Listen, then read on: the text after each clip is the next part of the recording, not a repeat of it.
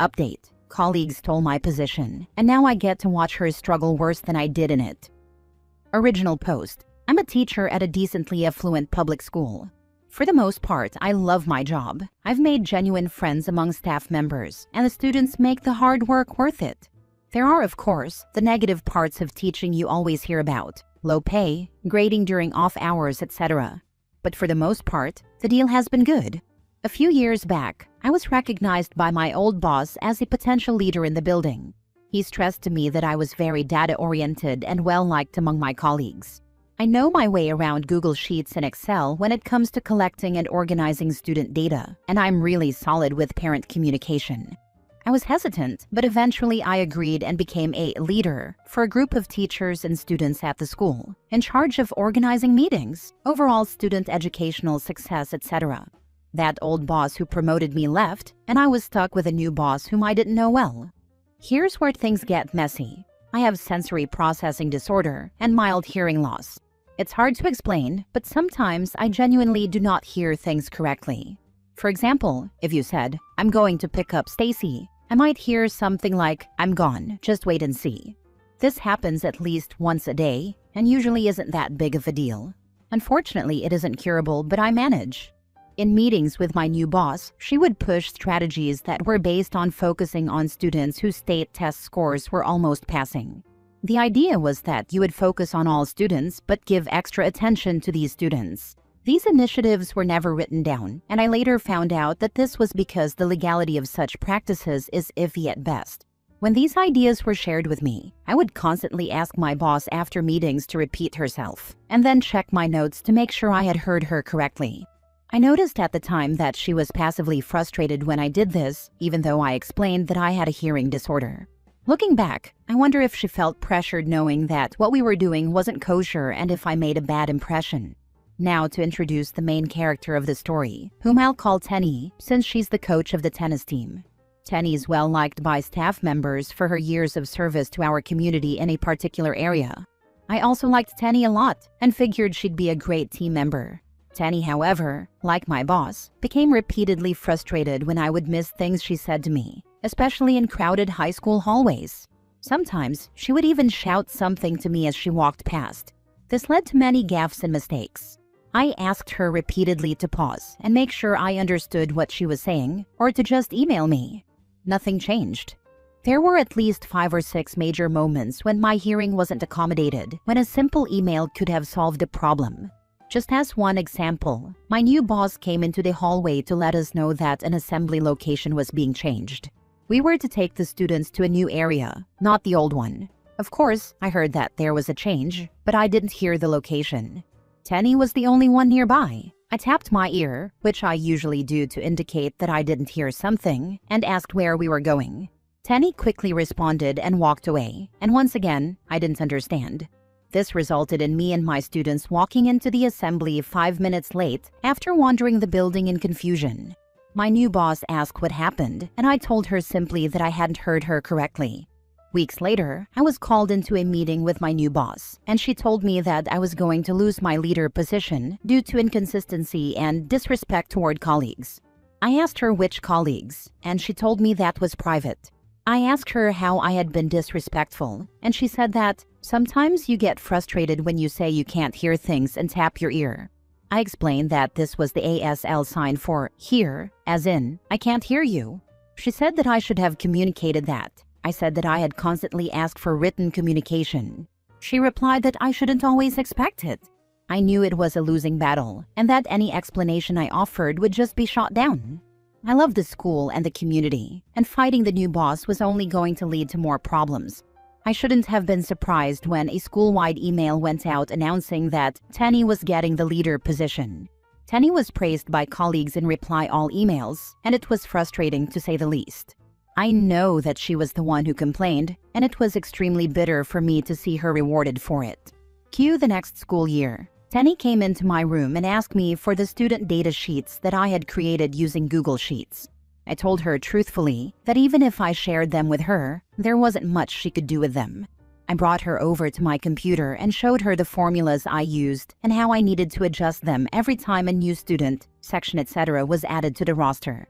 She then asked if I could just continue updating these sheets outside of my leader position. I told her, as professionally as possible, that I would love to teach her how to do all of these things, but would need a stipend to do so. She asked whether any of the other leaders were doing what I did.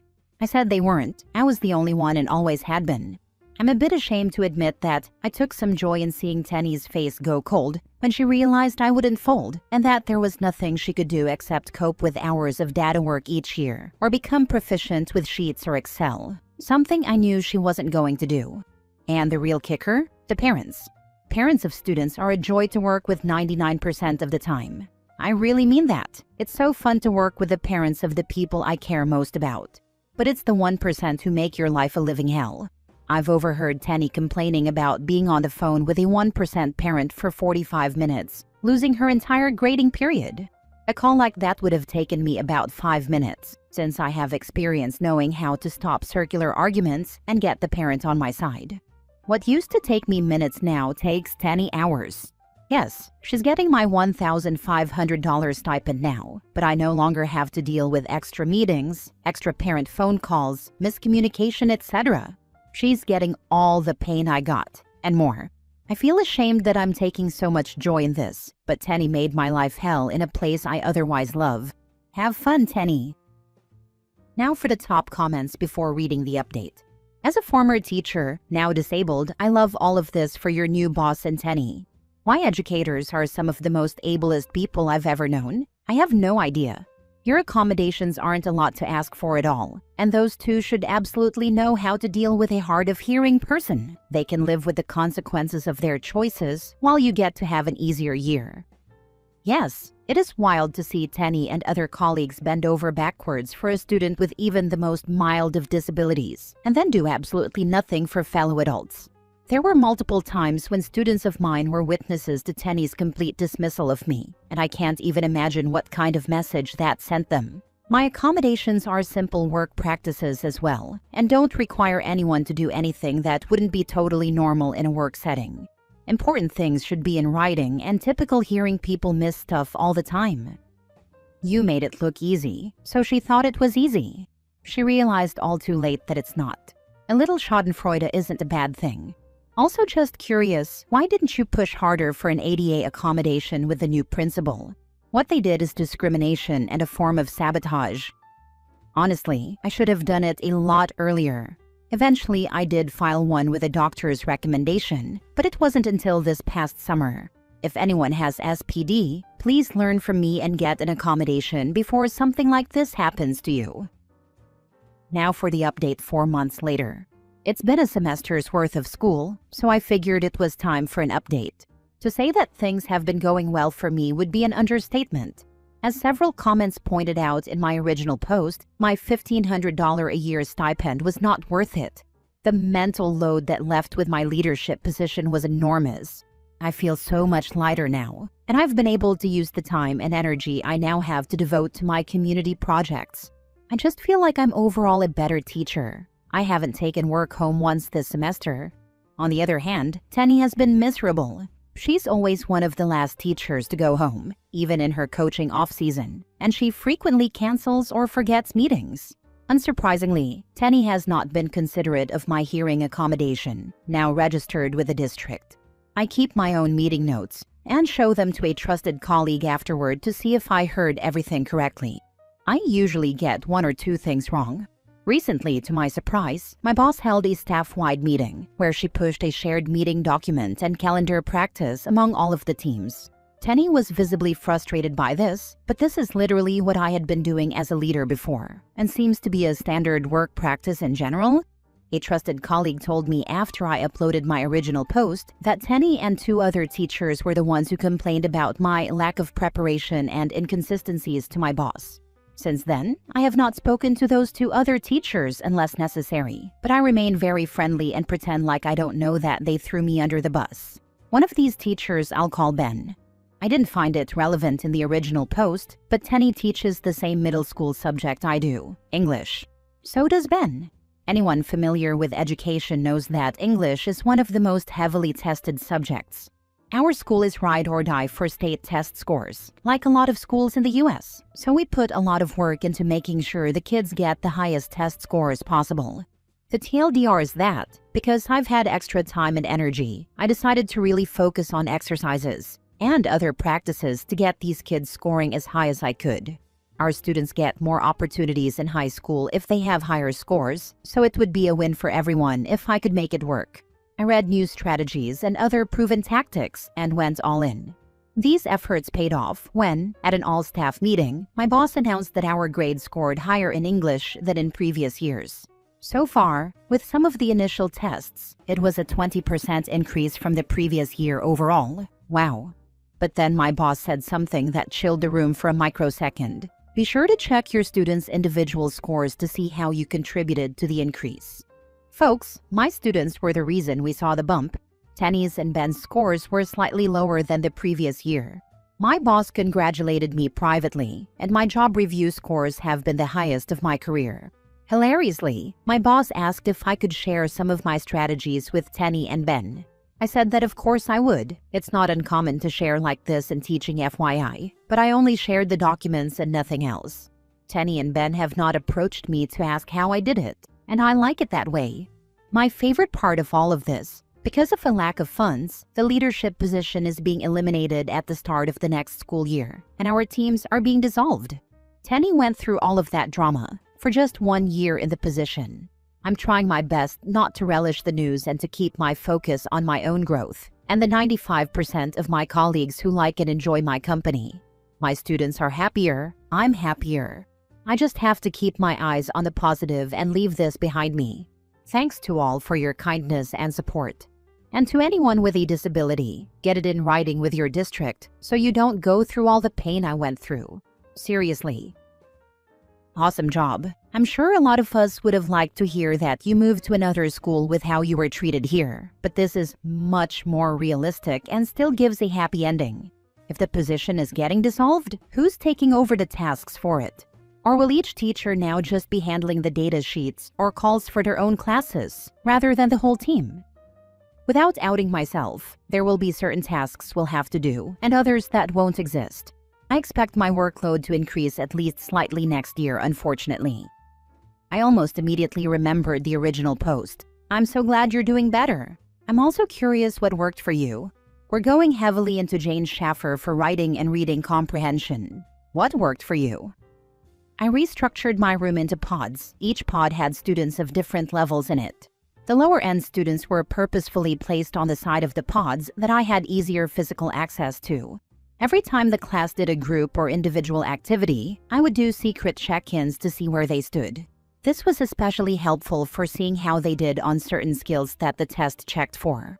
I would also sometimes pull these students into my homeroom, something we're allowed to do at my school, and do mini ramp-up lessons with them, and reward them with candy for it, LOL. I kept this strategy a secret from the higher and lower performing students for equity reasons. I would then devote about 10 to 20 minutes a week to test strategies. I was very clear with the students that this was about doing better on the state test and didn't BS them, though I did mention that these strategies could apply to any test they take in life.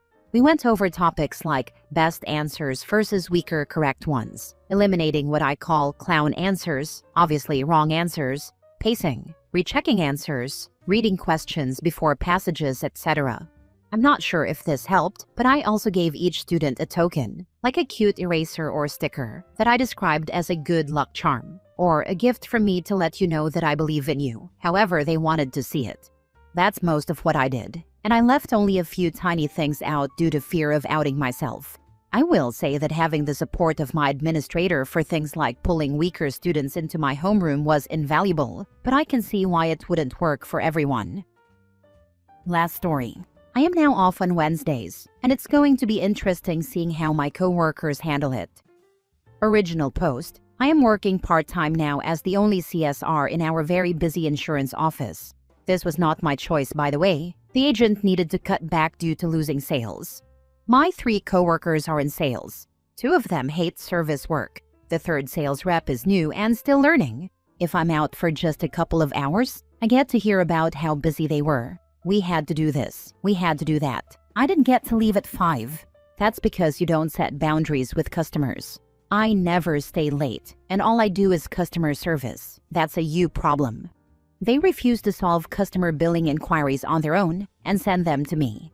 I'm not only chest deep in my own work, but they are constantly sending me messages to call this person. Can you look at so-and-so's billing? Or I can't figure this out. Can you look at it? All day, every day. They also send changes to me that they are perfectly capable of doing themselves, while they are actively talking to the customer who is requesting the change. If they were at least selling, fine, I am the CSR after all, but sales are down. They spend over half the day chit-chatting and not working. Anyway, it's going to be very interesting to see how they fare with me being out for an entire day every single week from now on, especially if they don't even like me being out for an hour or two on occasion or taking a sick day, because it means they actually have to work. And if they think they're going to call or text me when I'm off, they're in for a surprise. I'm at home, not at work. I'm not getting paid to work, so I'm not working. I refuse to work if I'm not getting paid. They will have to figure things out themselves when I'm out, or I'll follow up when I'm back in the office. I would meticulously track how much work is pushed and left for you on your working days for a few weeks, then race it with management with receipts, showing how these people are just kicking the can down the road into your face. Yes, it seems likely that OP is in good need to set some boundaries with her employers, to make sure they don't pay her for 4 days while getting 5. I wonder how long before the agent figures out they need you full-time more than the 3 losers chit-chatting all day. 2. The new person actually works, but she's still learning a lot. Make sure that any issues they send you that need to be dealt with on Thursdays are done while you're in time off the phones. Let them know that this will be the case moving forward, and the more work they cause you, the longer you will be. Now for the update. Didn't even make it until tomorrow. They are already complaining about how busy they were. I imagine I'm going to hear even more complaining tomorrow about how this isn't working. Well, take it up with the boss. It's not my problem, because it wasn't my idea. That said, it didn't take me long to get used to having a day off every week. My husband and I figured out how to budget with me working 4 days a week, and we can do it. I may decide not to go back to 5 days. As long as the boss is on board, y'all are out of luck. Should have appreciated me more when I was full-time, I suppose. By the way, the 2 of them have spent the last 4 years bullying me. That's a whole other story. A book.